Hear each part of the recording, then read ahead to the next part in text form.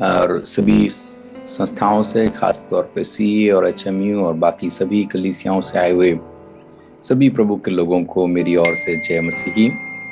ये प्रभु ने जो हमारे जीवन में अनुग्रह दिया है कि हम इस मिलाप वाले तंबू के पवित्र स्थान के कुछ बातों को सीख रहे हैं, और मैं जानता हूं कि हम बहुत ज़्यादा गहराई में नहीं है, तो भी ऊपर ऊपर से जितना प्रभु हमें समय के अनुसार अनुमति देता है सीखने के लिए, उसको हम सीख रहे हैं। और आज हम फिर वचन की ओर जाएंगे। समय हमारा थोड़ा सा आगे निकल गया है, फिर भी हम कोशिश करेंगे उस समय के अंदर जितना हो सके हम आज सीख सकें। कोई भी एक जन निर्गमन की पुस्तक 30 अध्याय उसके 1 से लेकर 10 तक पढ़ दें। Exodus chapter 30 versus 1 to 10। फिर धूप जलाने के लिए बबूल की लकड़ी की वेदी बनाना। उसकी लंबाई 1 हाथ और चौड़ाई 1 हाथ की हो, वह चौकोर हो और उसकी ऊंचाई 2 हाथ की हो, और उसके सींग उसी टुकड़े से बनाए जाएं। और वेदी के ऊपर वाले पल्ले और चारों ओर के बाजुओं और सींगों को चोखे सोने से मढ़ना, और इसके चारों ओर सोने की एक बाड़ बनाना, और इसकी बाड़ के नीचे इसके आमने सामने के दोनों पल्लों पर सोने के 2-2 कड़े बनाकर इसके दोनों ओर लगाना। वे इसके उठाने के डंडों के खानों का काम देंगे। डंडों को बबूल की लकड़ी के बनाकर उनको सोने से मढ़ना, और तू उसको उस पर्दे के आगे रखना जो साक्षी पत्र के संदूक के सामने है, अर्थात प्रायश्चित वाले ढकने के आगे जो साक्षी पत्र के ऊपर है, वही मैं तुझसे मिला करूंगा। और उसी वेदी पर हारून सुगंधित धूप जलाया करे। प्रतिदिन भोर को जब वे दीपक को ठीक करे तब वे धूप जलाए, और गोधूली के समय जब हारून दीपकों को जलाए तब धूप जलाया करे। यह धूप यहोवा के सामने तुम्हारी पीढ़ी पीढ़ी में नित्य जलाया जाए। उस वेदी पर तुम किसी अन्य प्रकार का धूप ना जलाना, और ना उस पर होम बलि और ना अनबलि चढ़ाना, और ना उस पर अर्घ देना।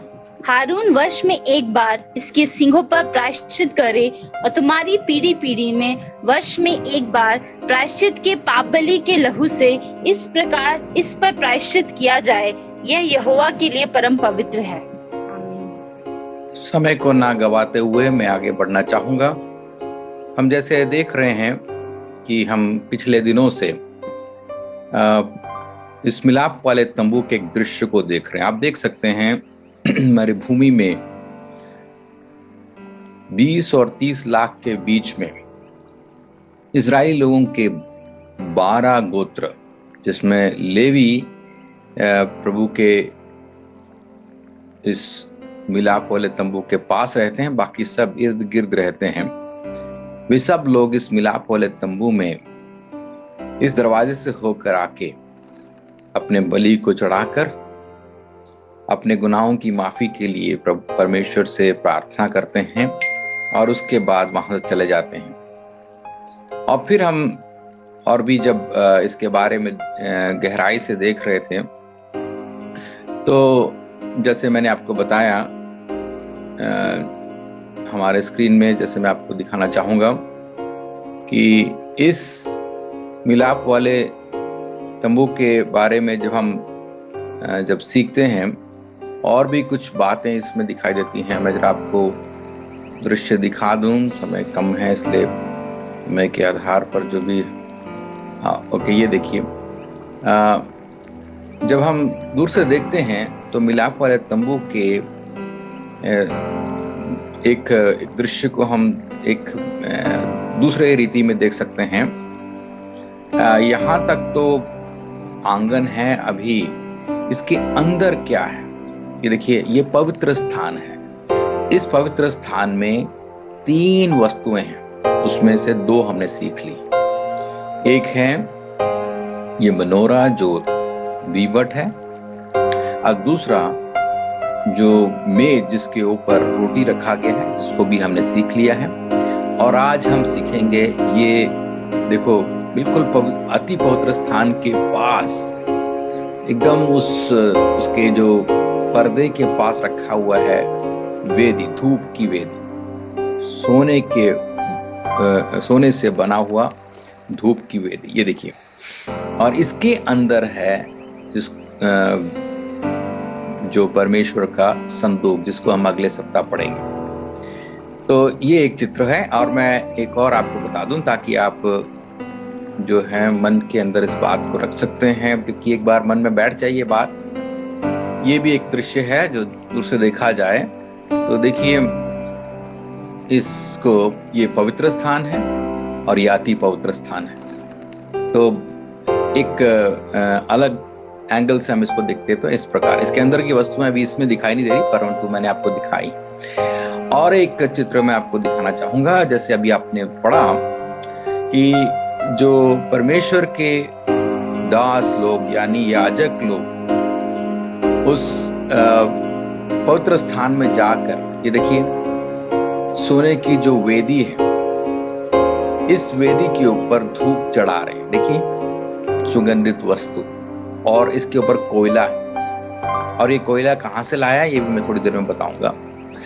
इस कोयले के ऊपर मतलब जलते हुए मतलब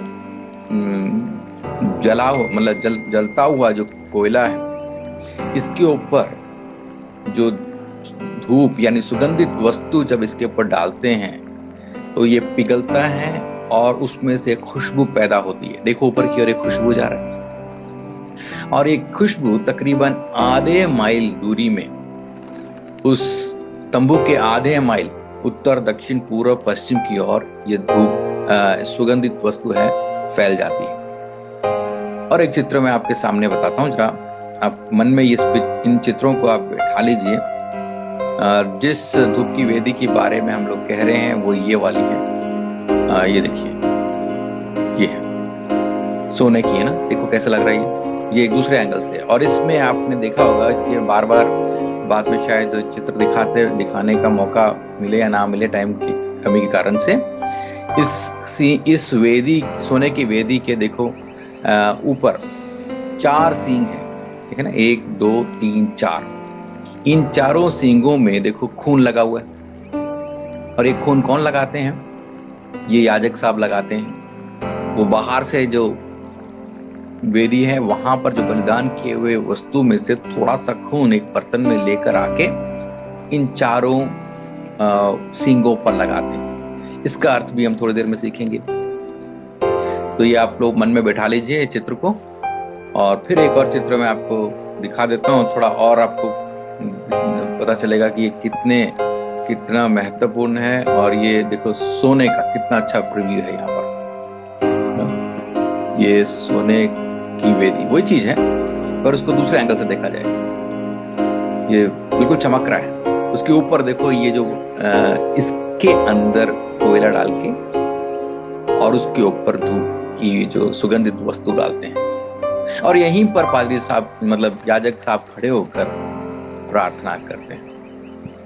अगर आपको याद होगा, नए नियम में जकरिया नाम के जो याजक, आप जानते हो जकरिया कौन है? एलिजाबेथ के पति और यूहन्ना के पापा।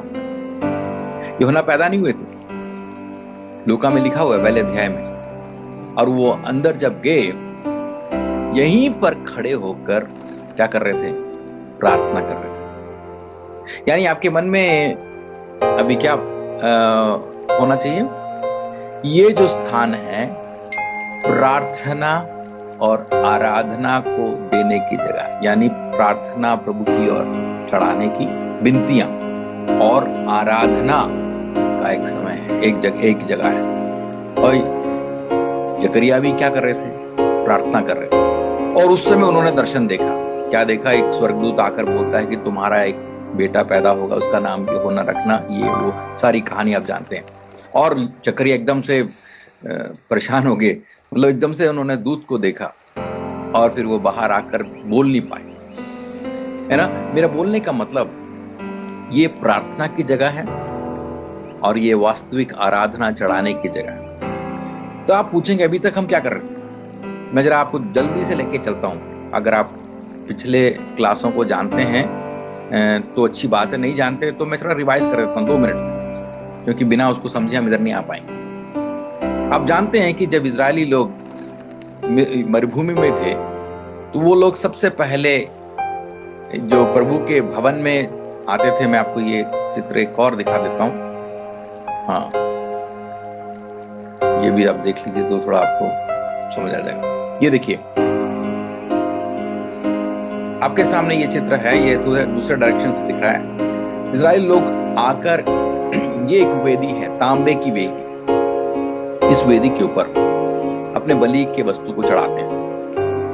क्या कहते हैं, प्रभु हमसे गलती होगी और ये निर्दोष मेमना मेरी तरफ से मेरे को रिप्रेजेंट करके मर रहा है, और उसका खून बहाया जाता है, खून उसके सींगों में लगाया जाता है और इस वेदी के ऊपर उस मेमने को चढ़ाया जाता है। देखो आग जल रही, यहाँ पर कोयला जलता है और लकड़ी जलती है। यहाँ से जो इसके ऊपर, वेदी के ऊपर जो वस्तु है, बलि की वस्तु जलकर राख हो जाती है। परंतु इसके बाद याजक साहब अपने हाथ पैर को यहाँ धोते हैं। मैंने आपको बताया था हौदे में धोने के बाद वो अंदर जाते हैं पवित्र स्थान में, और सबसे पहले कहाँ जाते हैं, दीवट के पास। और मैंने आपको बताया दीवट जो है पवित्र आत्मा के प्रकाशन को बताता है। अगर ये जो वेदी है प्रभु यीशु मसीह के बलिदान को और उसके द्वारा हमारे पापों के माफी को दिखाता है, यहाँ पर माफी होती है। और ये जो है हौदा जो है परमेश्वर का वचन जिसके द्वारा हमारा शुद्धिकरण होता है, तो ये जो दीवट है वो हमारे जीवन में पवित्र आत्मा के द्वारा प्रकाशन को दिखाता है।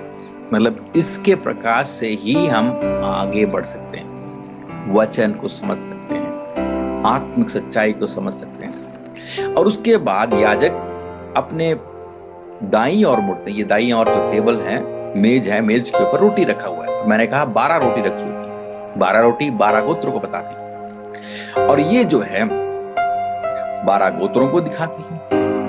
और ये रोटी जो है नए नियम में प्रभु यीशु मसीह के शरीर को दिखाता है जो हमारे लिए तोड़ा गया है। और ये केवल कौन खा सकते हैं, ये केवल याजक लोग खा सकते हैं। और नए नियम में याजक कौन है, आप और मैं।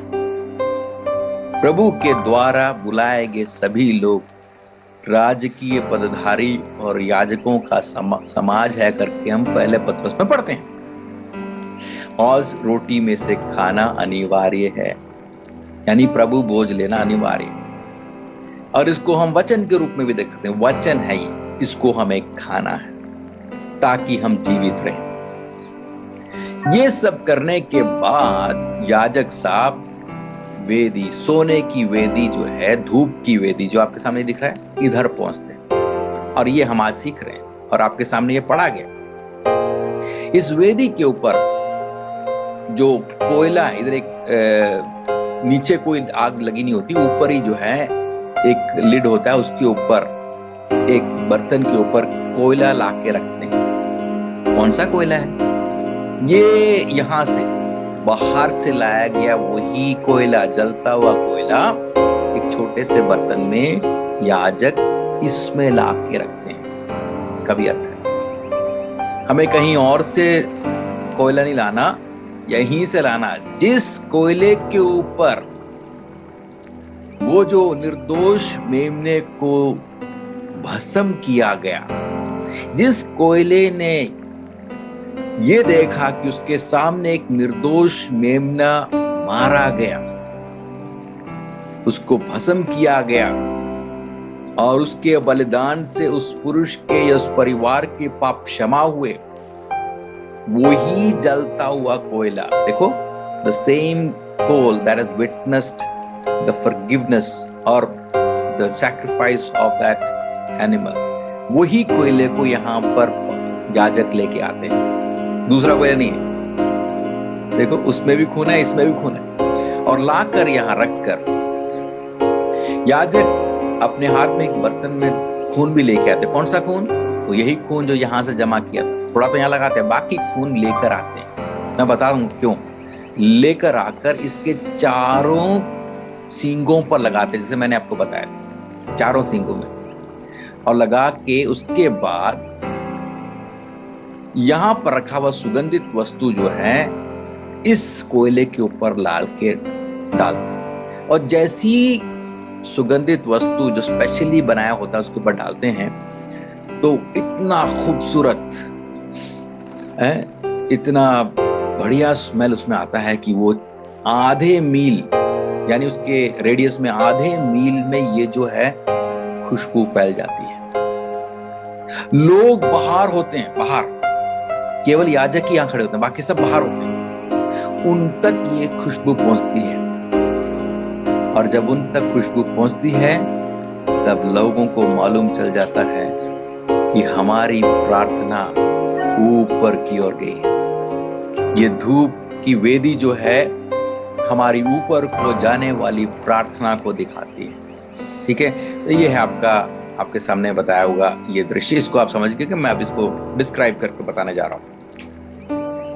सबसे पहली बात जो मैं आपके सामने बता रहा हूं ये जो वेदी के बारे में, वेदी जो है आपको दिख रहा है बाहर से सोने की, पर जैसे ये मेज के बारे में पिछले बार पढ़ा था, अंदर से बबूल की लकड़ी है। वही मतलब हुआ पिछले बार जब हमने सीखा, अंदर से बबूल और बाहर से सोना। हमारा जीवन जब इस दुनिया में रहते वक्त बबूल के समान है।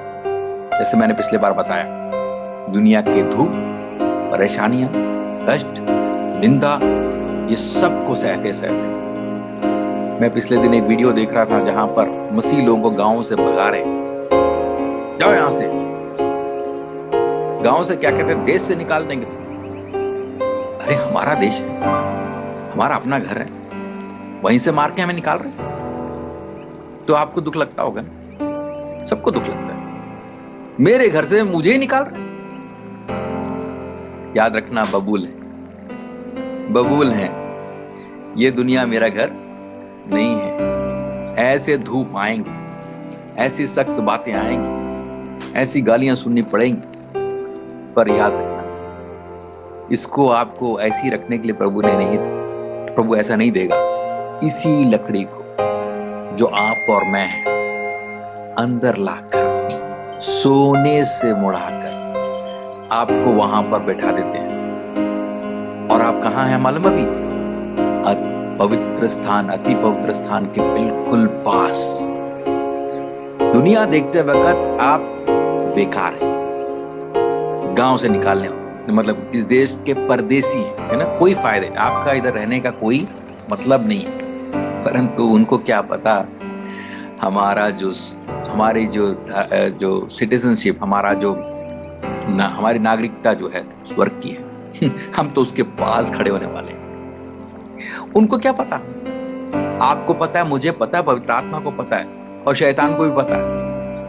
एक तरह से आपको दुनिया से धक्का देख के पवित्र स्थान की ओर प्रभु ले आ रहा है। अगर ये कष्ट नहीं होता तो हम वहीं पर खड़े, हम कहते मजा आ गया जी, यहीं पर रहेंगे, तौबा कर लिया, बपतिस्मा ले लिया, इस दुनिया में ही रहना चाहेंगे। अगर ये गाली नहीं सुनते, अगर ये धक्के नहीं खाते, हम तो दुनिया में मिले रहते। पर शुक्र है कि धक्के मिल रहे हैं, एक तरह से शुक्र करना है, क्योंकि वो धक्का हमें बाहर से निकालकर कहाँ के जा रहा है, आंगन से निकालकर पवित्र स्थान, प्राति पवित्र स्थान के पास तक पहुंचा रहा है। मैं कहता हूं अगर दुख नहीं होता ना, अब प्रार्थना नहीं करते, क्लेश नहीं होता ना, प्रभु के करीब नहीं आते। अभी आप किधर हैं? प्रभु के बिल्कुल करीब हैं। याद रखना, किससे बना है? बबूल से। कवर किससे किया है? सोने से। प्रभु कहता है बहुत हो गया, अब मैं तुम्हें सोने से मोड़ रहा हूं, महिमा मेरी तेरे जीवन में प्रकट हो रही। ओके, मैं आगे बढ़ रहा हूं। इस वेदी के ऊपर जो है मैंने कहा कि एक सुगंध की वस्तु डाली जाती है। इस सुगंध की वस्तु को बनाने का भी एक नियम है जो हमने अभी पढ़ा है, आप पढ़ लेना, जो मैंने आपको रेफरेंस दिया है, और भी रेफरेंस है ना। और निर्गमन 37 अध्याय तो मैं आपको इधर डाल देता हूँ, ये चैट बॉक्स में डाल देता हूँ, जिसको भी पढ़ना है वो बाद में पढ़ सकते हैं, क्योंकि समय थोड़ा सा कम है। मैं इधर एवरीवन के चैट पे डाल देता हूँ। इतने सारे रेफरेंस है, आप पढ़ लेना। निर्गमन 37 के 25 से लेकर 29 तक, निर्गमन 39 के 38 में, गिनती 4 के 11, पहले राजा 2 के 25, दूसरा इतिहास 26 के 16 से 19, प्रकाशित वाक्य 8 की 3। एक आयत और पढ़ दें, प्रकाशित वाक्य 8 की 3 भी पढ़ दें जस्ट, मैं उसके बाद में आगे बढ़ूंगा, सब पढ़ने के टाइम नहीं है। प्रकाशित वाक्य 8 की 3। फिर एक और स्वर्गदूत सोने का धूपदान लिए हुए आया और वेदी के निकट खड़ा हुआ, और उसको बहुत धूप दिया गया कि सब पवित्र लोगों की प्रार्थनाओं के साथ सोने की उस वेदी पर जो सिंहासन के सामने है चढ़ाए।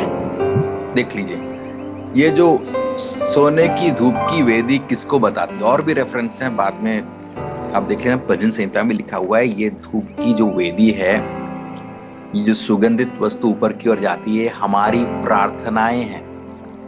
और ये किधर तक पहुंचना है? प्रभु के नथनों तक। प्रभु जब इस सुगंध की वस्तु को अपने, जब वो लेते हैं, अपनी भावना बता रहा हूं, तो उनको बहुत आनंद होता है। ये मेरे बेटे की प्रार्थना है जो उसने तांबे के वेदी के सामने बलि चढ़ाते वक्त चढ़ाया था। क्या चढ़ाया था उसने? हे प्रभु, मेरे और मेरे परिवार ने पाप किया है, ये मेमना मैं चढ़ा रहा हूं और मुझे माफ कर देना। तो वो प्रार्थना करके चला गया, पर कंफर्मेशन कब मिलता है भाई? कंफर्मेशन यहां मिलता है जब वेदी पर ये सुगंधित वस्तु चढ़ाता है और सुगंधित वस्तु ऊपर की ओर जाती है और आपकी प्रार्थना ऊपर की ओर जाती है, और प्रभु खुशबू लेके कहता है, हाँ अब मुझे तुम्हारी प्रार्थना की खुशबू आ रही है, मैंने तुम्हारी प्रार्थना को कबूल कर लिया, मैं तुम्हारी प्रार्थना से क्या हूं? खुश हूं। मैं आपको बताऊं एक बात, जब तांबे की वेदी में बाहर जब मेमने को चढ़ाते हैं तो क्या स्मेल आता है? आप किसी मांस को जलाते हैं तो क्या स्मेल आता है? कुछ लोग जानते हैं, एक अजीब सा स्मेल होता है ना। ठीक इसी प्रकार जब तांबे के ऊपर वेदी के ऊपर, तांबे की वेदी के ऊपर बाहर जब हमारे बलि के वस्तु को चढ़ाते हैं तो जो एक किस्म की अजीब सी बदबू आती है। कौन सी बदबू है अभी? हमारे पाप की बदबू आती है प्रभु को वहां। परंतु अभी यहां पर जो सोने की वेदी के पास से जो सुगंध वस्तु पर जा रही है, क्या आ रही? अच्छी स्मेल, अच्छी खुशबू आ रही है। वही बदबूदार जो स्मेल था वो अभी खुशबूदार बन गया। क्यों? कोई एक याजक जाकर प्रभु की उपस्थिति में इसको चढ़ा रहे हैं, और ये लोग जब बाहर खड़े हुए लोग सब इसको खुशबू लेते हैं तो उनको मालूम चल जाता है, भैया मैंने सुबह चढ़ाया था, मैंने 10 बजे चढ़ाया था, मैंने 11 बजे चढ़ाया था, वो पहुंच गया मेरा ऊपर। बाहर खड़े होकर वो खुश होता है। मैं बहुत डीप में नहीं जा पा रहा आज, मैं बता रहा हूं, आप समझ लीजिएगा। आपकी प्रार्थना जब ऊपर पहुंचती है तो प्रभु बहुत खुश होते हैं। टूटे दिल वाला, ऐसा नहीं, हाँ प्रभु मैं आ गया हूं, वो फरीसी की तरह है। क्या बोला उसने? प्रभु मैं इस निकम्मे की तरह नहीं हूं, मैं तो 2 बार तो प्रार्थना करता हूँ, दशवांश चढ़ाता हूँ, मैं तो ये करता हूँ, फलान करता हूँ, ये करता हूँ, ये कौन है? मैं तो बोला ना उसने। तब उस पापी फरीसी ने, वो चुंगी लेने वाले ने क्या प्रार्थना किया? ओ प्रभु मैं तो ऊपर देख भी नहीं सकता, मैं तो इस लायक नहीं हूं प्रभु, मैं तो गया गुजरा हूं प्रभु। उसने अपने आप को तोड़ दिया। बताओ किसकी प्रार्थना प्रभु ने सुनी? फरीसी की सुनी या चुंगी लेने वाले की सुनी? चुंगी लेने वाले की। देखो, जब हम नम्र होकर तोड़कर अपने आप को जला देते हैं वेदी के ऊपर, और ये क्या बन रहा है? अच्छी खुशबू बन रही है। अगर हम ऐसे ही खड़े रहे, बाजी दशवांश देने वाला हूं, पास्टर थॉमस जरियन, एनटीसी में पढ़ाने वाला, मतलब अपने आप को अगर मैं घमंड के रूप में अपनी बात बता रहा हूं तो आपको बुरा नहीं लगेगा, इसलिए मैं अपना एग्जांपल दे रहा हूं। व्हाइट शर्ट पहनने वाला, क्लीन शेप, तुम्हारी तरह नहीं हूं, बाइबल बहुत पढ़ता हूं मैं, तुम क्या? अगर इस भावना के साथ अगर मैं गया तो भैया ऊपर तक नहीं जाएगी वो। जाना है तो उस वेदी के ऊपर तोड़ कर मरोड़ के डालो, और तब जाके जब अंदर जब पहुंचेंगे खुशबू की तरह ऊपर जाएगा। तब बाहर खड़ा हुआ आदमी सोच रहा भैया मेरी प्रार्थना सुनी गई, जैसे खुशबू आएगी ना, जैसी वो आधे मील में खुशबू फैलेगी, मजा आ गया। तब आपके दिल में भी इतनी खुशी होगी कि लगेगा कि वाह बहुत हल्का लग रहा है मुझे। लगता है ना, कभी कभी जब रो के दुआ करते हैं तो आपको हल्का लगता है कि नहीं? बहुत हल्का लगता है, प्रभु का प्रेजेंस आपके अंदर आ जाता है। इसलिए कहते हैं टूटे मन के साथ जो आता है उनकी प्रार्थनाओं को प्रभु सुनते हैं। आज टूटे मन के साथ आप आए हैं तो प्रभु आपकी प्रार्थना को सुनेंगे। मैं आगे बढ़ रहा हूं। जब इस वेदी को, इस धूप की, जो सोने की धूप की वेदी है, इसके बारे में जब देखते हैं तो ऐसा माना जाता है कि हाइट में थोड़ी ऊंची है, बाकी वस्तुओं से ऊंची। जितने भी फर्नीचर हमने देखे उन सबसे ऊंची है ये हाइट में। क्या मतलब इसका? यानी तकरीबन 3 फीट ऊंची है। इसका मतलब ये है बाकी जितनी भी चीजें हैं उनसे बढ़कर है ये धूप की वेदी, ये प्रार्थना की वेदी। आप कुछ भी दे दें, सबसे बढ़कर सबसे बड़ी बात यह है कि जब आप प्रभु की उपस्थिति में अपनी प्रार्थना को चढ़ाते हैं, ऊंचे लेवल में प्रभु ने रखा है। और ये कहते हैं कि सुबह और दोपहर, शाम को यहाँ पर 2 बार इसको चढ़ाया जाता है। अब इसके थोड़े आत्मिक मतलब को मैं बताना चाहूंगा, मैं थोड़ा जल्दी भाग रहा हूं। ये कई बातों को दर्शाता है, सिंबॉलिकली, है ना, ये कई बातों को बताता है। नंबर 1, ये हमारी पवित्र प्रार्थना को दिखाता है। धूप की वेदी किसको बताता है? पवित्र प्रार्थना। क्यों? किसका बना ये? सोने का। सोना किसको दिखाता है? पवित्रता को। तो जो आपकी प्रार्थना जो धूप के वेदी के सामने से आप चढ़ाते हैं, अब मान ये भी बताइए कि ये जो याजक साहब कौन है? आज के जमाने में वो याजक कौन है? मेरे सामने बैठे हुए सारे लोग। अगर आप प्रार्थना करने वाले हैं तो ये याजक किसकी प्रार्थना लेकर आए हैं? बाहर जो सुबह से शाम तक जितने लोगों ने वेदी वो बलि चढ़ाया था, उन सबकी प्रार्थना एक कटोरे में खून के, उनके बलिदान के खून को सब जमा करके लेकर आए। और आप में से कितने लोग अपनी दूसरों की प्रार्थना लेकर प्रभु की उपस्थिति में आते हैं? बताइए। या अपनी प्रार्थना करते हैं, प्रभु मैं और मेरा बच्चा, मेरे पति मेरी पत्नी। ये तो स्वार्थी प्रार्थना होगी। परंतु ये बीचवाई की प्रार्थना का जगह है। बीचवाई दूसरों के लिए, उनकी सबकी लेकर आप इधर आए प्रभु। वो फलाना ब्रदर, वो फलाना सिस्टर, वो पास्टर, वो लोग, उनकी सबकी लेकर आया मैं प्रभु प्रार्थना। और क्योंकि आप लेकर आए हैं, आपकी प्रार्थना सोने से मढ़े हुए के रूप में, यानी पवित्र है और पवित्र होनी चाहिए, और पवित्रताई के साथ चढ़ाएं। यानी दिल में खोट रख के, गुस्सा रख के, आपके पड़ोसी से गुस्सा करके आए, वो ब्रदर जो चर्च में मिलता है तो उसे मिलते ही नहीं है, नफरत रखा हुआ है, माफी नहीं किया, ऐसे आएंगे तो पवित्र प्रार्थना नहीं होगी। माफ करके आओ फिर चढ़ाओ, तब जाकर ये पवित्र प्रार्थना, क्योंकि ये प्रार्थना पवित्र होनी चाहिए। क्योंकि ये वेदी जो है सोने की है, तो हमारी प्रार्थना भी, सोना मतलब पवित्र होना चाहिए।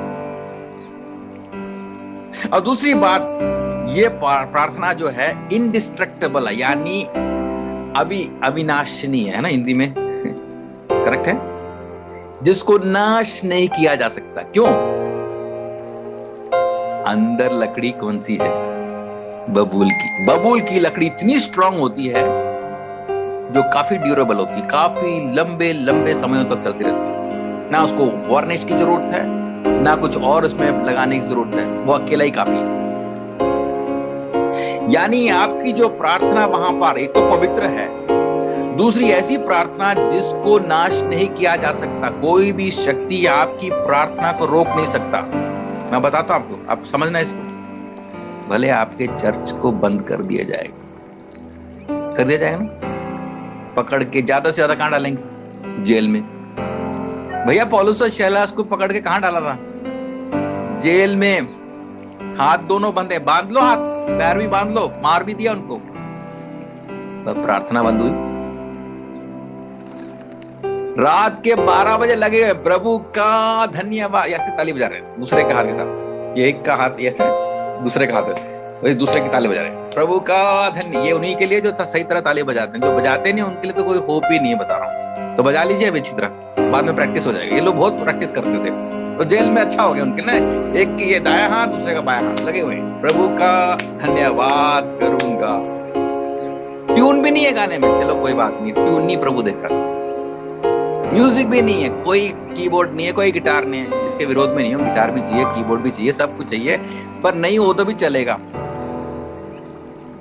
परंतु पौलुस तेरी प्रार्थना को वो बांध नहीं सकते। शरीर को बांध देंगे, पैर को बांध देंगे, मार भी देंगे तुम्हें, पर तेरी आत्मा को दुनिया कोई बांध नहीं सकती। टूटे मन से ऊपर जाने वाली प्रार्थना को आज तक किसी ने बांधा नहीं, बांध के रख भी नहीं सकता, डिस्ट्रॉय नहीं कर सकता। हन्ना तो रो रही है ना, रो रही है ना। पादरी साहब भी समझ नहीं पाए, तो रो रही है, शराब पी बैठी। हन्ना एली ने बोला क्या कर रही है? नशे में, मुंह हिल रहा है, आवाज नहीं आ रही। परंतु ये जो है सामर्थी प्रार्थना है। टूटे मन के साथ आप प्रार्थना करें। आपकी जो प्रार्थना है ये सीधा प्रधानमंत्री के ऑफिस तक पहुंचने से पहले ऊपर पहुंच जाएगी। इसको कोई रोक नहीं सकता और रोकेगा भी नहीं। ये है जो आप और मेरी खूबी। मसीह में जो खरीदे गए हैं, मसीह के लहू के द्वारा, उनके ऊपर दंड की आज्ञा नहीं। हम नई सृष्टि है। नई सृष्टि के मुंह से निकलने वाली हर एक छोटी सी छोटी प्रार्थना इंडिस्ट्रक्टेबल है। उसको आज तक किसने रोका नहीं, रोकेगा भी नहीं, बता रहा हूं मैं। नहीं तो करके देख लीजिए, टूटे मन के साथ थोड़ा प्रार्थना करके देख लीजिए, ऊपर पहुंचेगी नहीं, मैं बताऊंगा। मीलों दूर पहुंचे, मीलों दूर। भले आपने एप्लीकेशन लिखकर आपने ऑफिस में दिया होगा कई समय से, मेरा एप्लीकेशन पास ही नहीं हो रहा, बंद करो उसको, सीधा ऊपर दे दो एप्लीकेशन, ऊपर। आगे बढ़ रहा हूं। और ये जो है अगली बात, एक पहली बात प्रार्थना पवित्र है, दूसरा इंडिस्ट्रक्टेबल है, तीसरी बात ये सार्वभौमिक है, यूनिवर्सल, सार्वभौमिक। इस वेदी के कितने सींग हैं भाई? 4 सींग हैं, और चारों सींगों में मैंने पहले बताया ना लहू लगाए हुए। क्या मतलब भाई? उत्तर, दक्षिण, पूर्व, पश्चिम, चारों तरफ रहने वाले इजराइली लोग, 12 गोत्र है ना, मैंने पहले बताया, 4-4 करके चारों साइड में। इन सबकी प्रार्थना, चारों तरफ की प्रार्थना, उनकी प्रार्थना ऊपर की जा रही है। आप सोचेंगे पास्टर ये तो हमारे केवल हमारी जो प्रार्थना है हम एक ही जगह में बैठ कर रहे हैं, तो चाहे हमारी रही नहीं, ऐसी नहीं। चाहे आप दुनिया के कहीं भी हो, आप यूनिवर्सल चर्च के भाग हैं, सार्वभौमिक कलीसिया के भाग हैं, और चारों तरफ के लिए आप रिप्रेजेंट करके यहीं से प्रार्थना कर सकते हैं। उत्तर, दक्षिण, पूर्व, पश्चिम, America, England, Europe, Africa, Australia, कहीं के लिए भी आप वहीं बैठ के कर सकते हैं। ये चारों तरफ की प्रार्थना है, सार्वभौमिक है। और ये सींग किसको दिखाता है? सींग जो है, आप बताइए सींग किसको दिखाता है ना?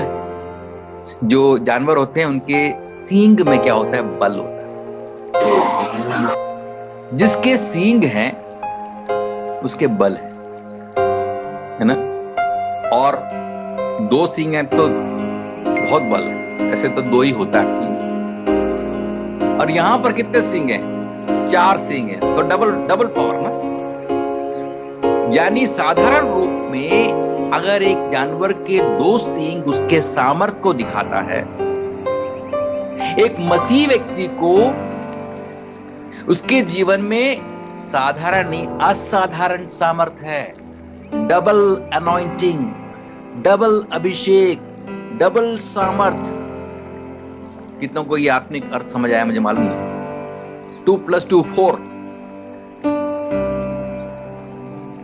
जहां 2 या 3 मेरे नाम से इकट्ठे होते हैं और मेरे नाम से मांगते हैं, जो धरती में बांधा जाता है, बताइए आगे, वो स्वर्ग में भी बांधा जाएगा। अरे भाई, आपके में इतनी सामर्थ्य। अनपढ़ पतरस और यूहन्ना प्रचार कर रहे थे, उनको देखकर याजक और बाकी लोग कहते, भाई ये तो अनस्कूल्ड लोग हैं, तो अनपढ़ लोग हैं, इनको, इनके धैर्य को देखिए। क्या पावर है भाई। लंगड़े को देख के बोलते, भाई मेरे पास सोना चांदी नहीं है, एटीएम कार्ड नहीं है, क्रेडिट कार्ड नहीं है, मोबाइल फोन नहीं है मेरे पास। किसी ने कहा जी, एक बड़े से एक पोप ने एक बहुत बड़े थियोलॉजियन है ना, थॉमस एक्विनास नाम के, उनको रोम में बुलाकर उनके बड़े से जो आराधनालय में जाकर दिखाया, देखो यहाँ पर बहुत सोना है। क्योंकि तब तक जो रोमन कैथोलिक कलीसिया बहुत अमीर हो चुकी थी। तो पोप साहब ने थॉमस साहब को बोला, मतलब थॉमस एक्विनास नाम के एक प्रभु के बड़े एक थियोलॉजियन थे, उनसे कहा, अभी कलीसिया को पतरस की तरह कहने की जरूरत नहीं कि हमारे पास सोना चांदी नहीं है, देखो हमारे पास बहुत है। तो थॉमस एक्विनास जो बड़े बुद्धिमान थे, उन्होंने उल्टा जवाब उनको देख के बोला, पोप साहब, अब कलीसिया ये भी नहीं कह सकती लंगड़े को देख के कि उठ के खड़े हो जा। समझ गए मेरी बात? कलीसिया, अब कलीसिया कहने की जरूरत नहीं, हमारे सोने चांदी की जरूरत नहीं है क्योंकि हमारा बहुत है। पर क्या तुम्हारे पास वो सामर्थ्य है? इसलिए कलीसिया नहीं कह सकती लंगड़े को उठ के खड़े हो। आपके पास भले एटीएम कार्ड हो, क्रेडिट कार्ड हो, ये दुनिया की शान शौकत हो, धन दौलत हो, नहीं हो, वो चिंता नहीं करना, पर क्या होना चाहिए आपके अंदर? डबल पावर, सामर्थ। इसलिए पतरस ने कहा, जो मेरे पास है मैं तुझे देता हूं। क्योंकि पतरस तो खड़ा था, पहले जो प्रभु पवित्र आत्मा पाने से पहले बेचारे को उठाना पड़ता, उठ के सो ले, प्रार्थना कर ले भैया, आधा घंटा दुआ कर ले मेरे साथ, आधा घंटा कर ले। कहता शरीर तैयार, आत्मा तैयार है, शरीर दुर्बल है। अभी पवित्र आत्मा आने के बाद भैया को चर्च से निकालना मुश्किल हो रहा है। जा रहे 3 बजे दुआ करने के लिए, पतरस और यूहन्ना 3 बजे दुआ करने जा रहे हैं। कहां खड़े होने के लिए? वेदी के पास। इतना खड़े होंगे ना वेदी के पास, उतना पावर आएगा। इंग्लिश में कहते हैं, no prayer no power, less prayer less power, more prayer more power. यानी हिंदी में कहेंगे, कम प्रार्थना कम सामर्थ, ज्यादा प्रार्थना ज्यादा सामर्थ। ये हम किसी को दिखाने के लिए नहीं दुआ कर रहे भैया, प्रभु से सामर्थ पाना डेली बेसिस में। 4 सींगों की सामर्थ, दुनिया के कोई कोने में बैठा हो उसके ऊपर प्रभु की सामर्थ उतर पाए और पावर रिलीज होता है। आपने देखा है, जब आप प्रार्थना करते हैं, आत्मा में अधिकार के साथ प्रार्थना करते हैं, पावर रिलीज होता है। ये आपको नहीं दिखाई देता, शैतान को समझ आता है। बीमार चंगे होते हैं, दुष्ट आत्माएं भागती हैं। कुछ लोग सोचते हैं जी हम तो कीड़े मकोड़े हैं। ठीक है, कीड़े मकोड़े हैं, पर कीड़े मकोड़े के अंदर प्रभु ने अपनी सामर्थ्य भरी है। ये बात समझना। 4 सींग के सामने खड़े हैं। यहूदा का शेर जो सबसे आगे है, उसके सामने आप खड़े हैं। डेली वो सामर्थ्य पारेगी नहीं, या संडे के दिन पाके जा रहे हैं? हाँ, संडे के दिन जब पास्टर साहब दुआ करते हैं तो ठीक है, पा लिया। जब आशीर्वाद बोलते तो हाथ खड़े कर लेते हैं, कर ले नहीं, पा लेते हैं। पर व्यक्तिगत तौर पे तो खड़े हो जाओ वेदी के सामने। डेली पाना है। सामने सामने भाग रहा है, मैं आगे बढ़ रहा हूं। ये जो प्रार्थना है और किसको दिखाता है?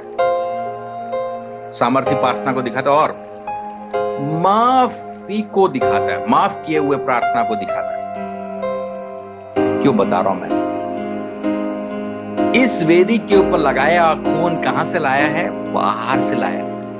जैसे मैंने आपको पहले बताया था, बाहर जो तांबे के वेदी के ऊपर मेमने को चढ़ाया, उस खून को लेकर याजक आए। व्यक्ति नहीं आया, वो चला गया। उसको पता नहीं कि मेरे पाप क्षमा हुए कि नहीं, पर वो खून यहाँ रिप्रेजेंट करके प्रभु के पास लेकर आकर उसमें लगा रहा है। लगाते वक्त प्रभु कहता है तेरे सारे पाप।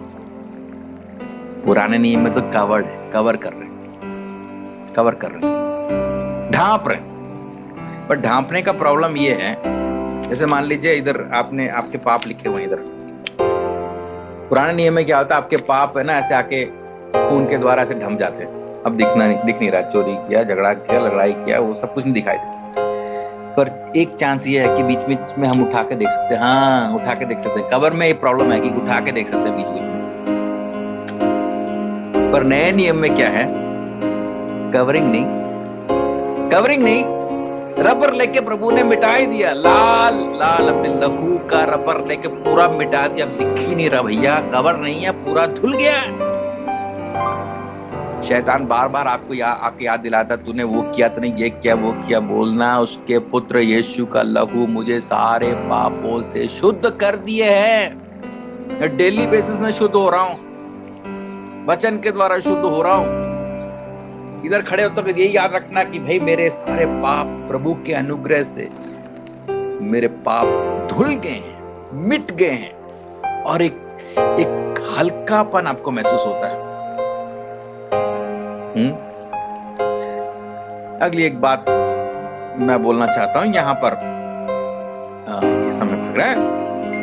ये जो याजक हैं, ये अपने हाथ में एक छोटा सा मोबाइल मतलब ये एक धूप दान भी लेके चलते हैं, क्योंकि ये जो सोने की वेदी है इसको हिला नहीं सकते, वहीं पर रहेगा। इसको लेकर थोड़ा बाहर आ सकते हैं, परंतु मेरे पास वो चित्र नहीं है, पर अब मैंने तो बाद में बताता। उनके पास एक तरह का क्या बोलते हैं हिंदी में, एक हिलाने वाली एक छोटा सा बाउल होता है। बाउल के ऊपर ऐसे चेन लगा होता है, उसके अंदर जो है धूप डाल के वही वस्तु को लेके ऐसे चलते।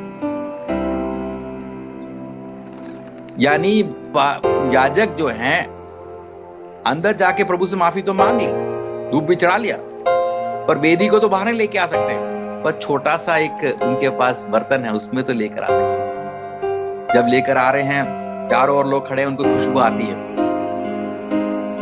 क्या बोल रहे भाई, मैं तुम्हारी प्रार्थना को लेकर चल रहा हूं।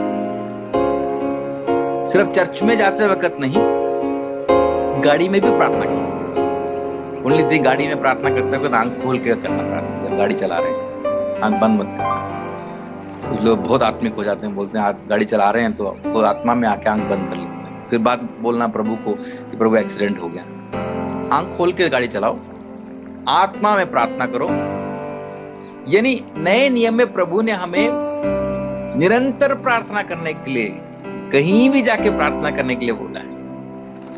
हर जगह में हम प्रार्थना कर सकते हैं। पुराने नियम में अगर मंदिर के अंदर है, टैबरनाकल के अंदर है, तो नए नियम में कहीं भी चलते फिरते, उठते बैठते, खाना खाते वक्त, खाना बनाते वक्त, मतलब ड्यूटी करते वक्त, गाड़ी में चलते वक्त, हर समय हम लोग इस धूप को अपने हाथ में लेकर चल सकते हैं। यानी जहां कहीं भी आप जाते हैं, आपकी प्रार्थना के द्वारा आप प्रोटेक्टेड हैं, आप ढांपे हुए हैं, कवरिंग। इसको मैं एक क्षण बताता हूं। जो भी मिनिस्ट्री में जा रहे हैं, एक कवरिंग होना बहुत जरूरी है। चाहे मिनिस्ट्री हो या कुछ भी हो, कवरिंग होना है। इसलिए हमेशा कहीं भी जाएं, आप लोगों से बोलें, आप कृपया हमारे लिए प्रार्थना में याद करें। किसी ने कहा कि जब वो कहीं भी जाते हैं तो 10 लोगों को बोल के जाते हैं, तो 10 लोग बैठे दुआ करते रहते हैं, फलाना व्यक्ति जा रहा है, प्रभु संभालना। कवरिंग रहना बहुत जरूरी है। इसलिए पौलुस भी कहते हैं, जब मैं प्रचार कर रहा हूं, आप मेरे लिए दुआ करें, मेरे मुंह से वचन निकले, सही वचन निकले। मैं आप लोगों से यही विनती करता हूं, भले मैं आप लोगों से मतलब कई लोगों से मिला हूं, अभी हम दूर हैं, तो भी एक रिक्वेस्ट है कि आप मेरे और मेरे परिवार के लिए प्रार्थना जरूर करें। जब भी याद आए तो जरा 1 मिनट कर लें, जब भी याद, ये नहीं मैं कह रोज करें, जब भी याद आए ना हमको प्रार्थना में, क्योंकि मैं वही चाहता हूँ सबसे। इसी के बल से मैं खड़ा हूँ यहाँ पर। अभी कितने लोग मिले दुआ कर रहे हैं, मतलब आप सोचते हैं कि मैं पढ़ा दिया, अच्छी बात है, परंतु इसके पीछे दुआ करने वाले काफी लोग हैं। इसी कारण पढ़ा पा रहा, मेरा कुछ नहीं है। प्रभु के अनुग्रह से, लोगों की प्रार्थना के द्वारा प्रभु अनुग्रह दे रहा है, मैं पढ़ा पा रहा हूँ। अदरवाइज नहीं होगा, बिना प्रार्थना के मैं वचन भी नहीं बोल पाता। इसलिए कॉन्स्टेंटली मैं कहता हूँ मेरे लिए दुआ करो, मेरे लिए दुआ करो। हम भी कर रहे हैं। इसलिए एक दूसरे की प्रार्थना मांग, कवरिंग होना जरूरी है। जब भी आप किसी नए फील्ड में जा रहे हैं, गांव में जा रहे हैं, कवरिंग होना जरूरी है। ऐसे मत चले आना, ठीक है प्रभु हमारे साथ है, बात सही है, परंतु कवरिंग, जितने प्रार्थना करेंगे उतना आपके लिए अच्छा है। पीछे से एक कवरिंग रहेगा। आप फौजी लोग यहाँ बैठे हैं, हम जानते हैं कवरिंग का क्या मतलब होता है। जब आप लड़ाई के जाते हैं दुश्मन के पास तो कवरिंग देते हैं, बोलते कवर देना जरा, तो यहाँ से वो फायरिंग करते रहते हैं ताकि दुश्मन सोचता है यहाँ पर है, तो उसी बीच में आप क्रॉस कर जाते हैं। उसको बोलते हैं कवर। आत्मा का कवर देना है। ये जो धूप लेके चलने का अनुभव हमेशा हर जगह में होना चाहिए। और एक बात, दो बात और बोल के यहां समाप्त कर रहा हूं। जैसे मैंने आपको बोला, आपकी प्रार्थना बीचवाई की प्रार्थना होनी चाहिए, इंटरसेसरी। जैसे आप खड़े हैं वहां पर याजक के रूप में, आप एक साधारण व्यक्ति के रूप में नहीं खड़े हैं, एक याजक के रूप में वहां खड़े हैं। आपकी प्रार्थना स्वर्ग तक पहुंच रही है, आप दूसरों के लिए प्रार्थना कर रहे हैं। परमेश्वर आपको वहां पर क्यों वहां पर लाए? ताकि आपके द्वारा कई लोग आशीष को पाए।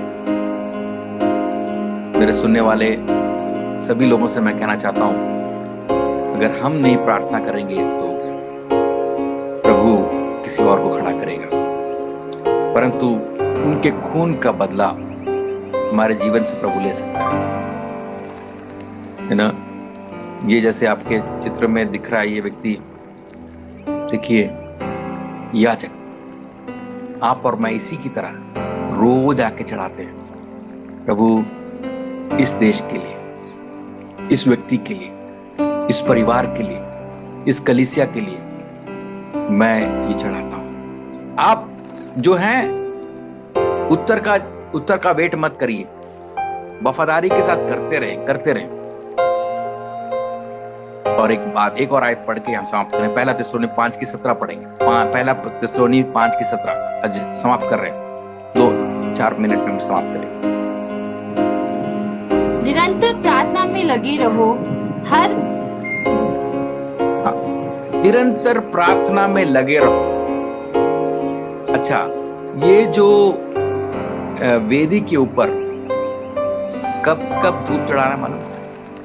हर दिन चढ़ाना है, और दिन में 2 बार, सुबह और शाम। सुबह जैसे स्टार्ट होता है उनका जो मीटिंग, उनकी जो आराधना 9 बजे कहते हैं, और शाम को तकरीबन 3 बजे। दोनों टाइम उनको जाके चढ़ाना है, और हर दिन चढ़ाना है। कोई भी दिन रेस्ट नहीं। यानी मेरा बोलने का मतलब, हमारे जीवन में, नए नियम में देखिए, आप और मेरे जीवन में प्रभु ने कोई रेस्ट नहीं दिया हुआ। कुछ लोग बोलते हैं संडे का दिन हमारा रेस्ट डे है, छुट्टी का दिन है। भैया संडे का दिन ओवर टाइम होता है, मेरे तो ओवर टाइम है। हर एक विश्वासी के लिए ओवर टाइम होना चाहिए। जी हम तो पास्टर नहीं है, हम तो सेवा, ऐसा मत करिए, आपके लिए ओवर टाइम है, आप नहीं भाग सकते। जिस दिन आपने यीशु मसीह ग्रहण किया, आपकी ड्यूटी लग गई। फंस गए ना, प्रभु में आके फंस गए ना। सुबह चढ़ाओ, शाम को चढ़ाओ। संडे के दिन मेरे घर में जो है सुबह से प्रार्थना शुरू, 5:30 शुरू हो जाती है। ठंड में भी मेरे पापा आके उठा देते हैं। जम्मू कश्मीर में हम जी सो रहे हैं, आप सोचते वक्त उठा के चादर उठा के, चलो ठंड में उठो बैठो, 5:30 प्रेयर। अच्छा जी खत्म हो गया, एक आधे पौने घंटे बाद चाय, वो खत्म हो गया प्रेयर। उसके बाद ब्रेकफास्ट के टाइम प्रेयर, स्कूल जाते वक्त प्रेयर, आने के बाद प्रेयर, लंच में प्रेयर, डिनर में प्रेयर, फिर उसके बीच कॉटेज मीटिंग में प्रेयर। भाई फिर पूरा जीवन ही आपका प्रेयर ही प्रेयर। कब आराम करोगे भाई? मैं तो परेशान हो गया था वहां पर। उस समय अकल नहीं थी ना मेरी, अब अकल आई है, समझ आई अभी। भाई प्रभु के लोगों की रिटायरमेंट नहीं है, रिटायरमेंट नहीं है। पौलुस की भाषा में निरंतर प्रार्थना करते रहो, नहीं तो जीना मुश्किल हो जाएगा। शैतान निरंतर अटैक करने के लिए बैठा है। आज उसने नहीं किया, मैं करता हूं, जाके थोड़ा आजमाइश डालता हूं, थोड़ा सेब लेके जाता हूं। सेब फल लेके आ रहा है हव्वा के पास, आदम के पास। प्रभु ने उससे कहा, किससे बोला? पतरस याकूब यूहन्ना से बोला कि प्रार्थना करो ताकि तुम परीक्षा में ना पड़ो। ना जी ना करेंगे। जैसे यीशु मसीह गए तो फिर सोने लग गए। पड़ेगी नहीं बताओ? दुआ ना करने वाले पतरस यूहन्ना के बीच में आजमाइश आएगी नहीं? आगे वो तलवार लेके यीशु को पकड़ने आने के बाद पतरस ने निकाल लिया तलवार। 3.5 साल की बाइबल ट्रेनिंग के बाद क्या निकाला उसने? तलवार निकाल लिया। पहली मिनिस्ट्री क्या कर दी? Cleaning ministry, cleaning. कहते इसका कान साफ नहीं है, कान ही साफ कर दिया इसने, कान ही साफ कर दिया। ये बंदा जो है सही तरह नहीं सुनता, मारा कहीं और था, कान में लग गया। समझ गए मेरी बात? भैया रात को दुआ किया होता ठीक रहता, कान में लगता, सीधा लगता। कई लोग जो हैं पति पत्नी के कान में मार रहे हैं, पति पत्नी के मार रहा है, विश्वासी पास्टर के मार रहा है, पास्टर विश्वासी के मार रहा है, जो बिना दुआ करके जा रहे हैं, बिना दुआ किए जा रहे हैं। दुआ करके जाओ। आपके विरोध में कोई बोल भी देना, आपको लगेगा नहीं, लगेगा, क्योंकि आप नहीं, अब मसीह मुझ में जीवित है। निरंतर प्रार्थना करने वाले एक प्रभु के बच्चे को कोई आज तक किसी ने छुआ नहीं और छू भी नहीं सकता। करते रहो दुआ। आज ही तो कल तो तौबा करेगा वो। एक प्रभु के दास डीएल मूडी, जो बहुत बड़े प्रभु के दास थे, उन्होंने कई लोगों के लिए दुआ किया। उन्होंने अपने डायरी में कईयों के नाम लिखे, पर उनके मरने से पहले 2-3 लोग विश्वास में नहीं आए। उनको दुख था। कई लोग प्रभु में आए, पर एक क्या पता नहीं 2 या 3 लोग नहीं आए। जब उनकी मृत्यु, उसके बाद बरियल सर्विस हुआ, जब उनको दफना रहे थे, तब उस दफनाई के टाइम पर वो जो लोग जिनके लिए वो दुआ कर रहे थे, 2-3 लोग वो भी आ गए और कहते हैं कि उस समय जो प्रचार किया गया, उस टाइम उन्होंने यीशु मसीह को ग्रहण किया। और बाद में मालूम चला इनका नाम भी उनकी डायरी में लिखा हुआ है। यानी आपके जीवन काल में आप प्रार्थना करेंगे, उसका उत्तर मिलेगा, नहीं तो आपके मरने के बाद प्रभु उत्तर देगा। प्रार्थना बेकार नहीं जाएगी, बता रहा हूं। स्वर्ग में जाएंगे जरूर आप कहेंगे, हाँ जी प्रभु मैंने बहुत किया, नहीं मिला, नहीं प्रभु बोले वेट कर, आ रहा है सूरज इसके लिए वो आ रहा है, देखो लाइन में लगे हुए, तब आपको खुशी होगी। निराश मत होना, दुखी मत होना, खड़े रहें बीचवाई के साथ। और कहां खड़े रहना है? सोने की वेदी के सामने। और ये आपके जो बदबूदार जीवन जो है, वो खुशबूदार सुगंध के रूप में ऊपर जाने के लिए आज प्रभु आप बुला रहा है। आइए आंख बंद करें, प्रार्थना करें। मैं समाप्त कर रहा हूं। आपके जीवन में